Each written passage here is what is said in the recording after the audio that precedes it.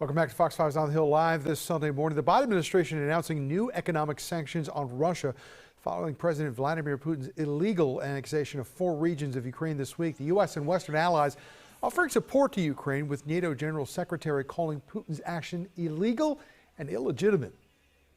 NATO allies do not and will not recognize any of this territory as part of Russia. Ukraine's president applied to join the NATO military alliance, prompting this response from President Biden himself. America is fully prepared with our NATO allies to defend every single inch of NATO territory. Every single inch. So, Mr. Putin, don't misunderstand what I'm saying. Every inch. Fair to say that this war is not going as Putin expected. This weekend, Russian troops withdrew from a city that it had claimed. And for more on this, we want to welcome back Angela Stent. She is a Russia foreign policy expert and the author of Putin's World. Angela, thanks for being with us this Sunday morning. I want to start with what we just read about Ukraine possibly applying for membership in NATO's military arm. Isn't this exactly what Vladimir Putin said he did not want to happen as his precursor for this invasion last February? Well, of course he said that, but I think the real reason he invaded Ukraine was because he wanted to subjugate Ukraine to Russia and take it over. Yes, he's complained about NATO, but Finland and Sweden are about to join NATO, and apparently that doesn't bother him too much. But yes, he wouldn't be happy were Ukraine to join NATO. But frankly, Ukraine is very closely allied with NATO now. It's NATO countries that are supplying weapons, that are training the Ukrainians. So I don't think this actual formal application is going to make any headway at the moment, but it's possible that, at some time in the future it might. But, we've seen a situation here where Vladimir Putin's invasion has enlarged NATO, not reduced it, not in any way pulled it back from his borders. Is that one of the big failures that when we look at right now in the current history of this invasion, that this seems to be doing the exact opposite of what Putin wanted to do to NATO? It's more unified and more powerful probably than it's been in a decade. Right. So, Putin made a number of major miscalculations. He didn't believe that the West would be united. He thought that the Europeans wouldn't want to follow the U.S. with sanctions and things like that. And he's now achieving the exact opposite of what he wanted before. Sweden, neutral for 200 years, joining NATO. Finland, also neutral for a long time. So this war has been totally counterproductive for him.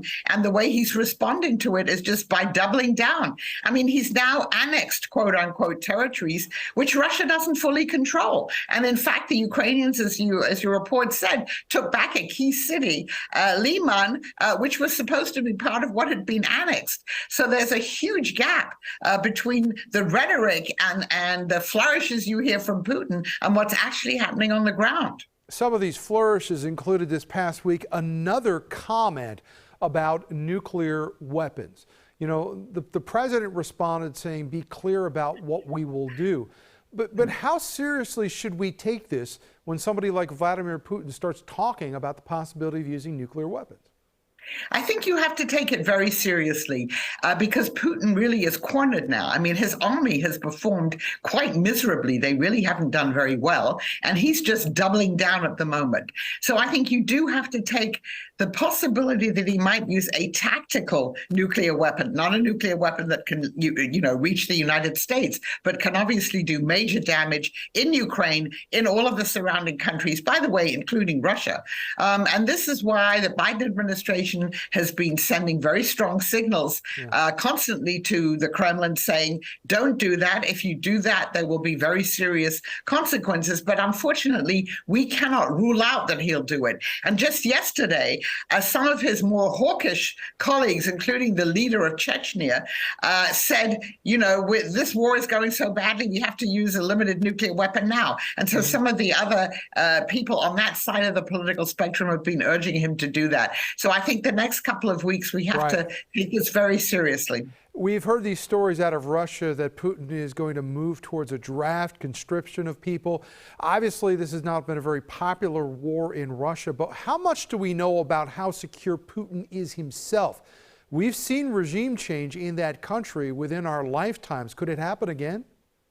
Yes, so we really don't know how secure he is. We know there's a large popular opposition now to what he calls a partial mobilization, but it's a real mobilizing, educated and wealthier people from the cities. There's much more opposition than drafting people who come from the poorer areas of Russia. So I would say his position now is not as secure as it was a few months ago. That's another consequence of the war.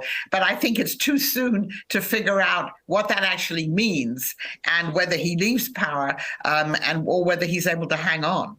One of the things people have been wondering about was whether or not Volodymyr Zelensky is going to be able to hang on as far as being able to continue to get the world to pay attention about that. Do you see any sign that they are waning at all? People move on with their lives and they do not pay attention to things sometimes. Has he been able to maintain that effectively? So far he has been, but we have a cold winter coming up. Right. It's not clear that the Europeans will be willing to keep sacrificing with the sanctions and, cold homes. Right.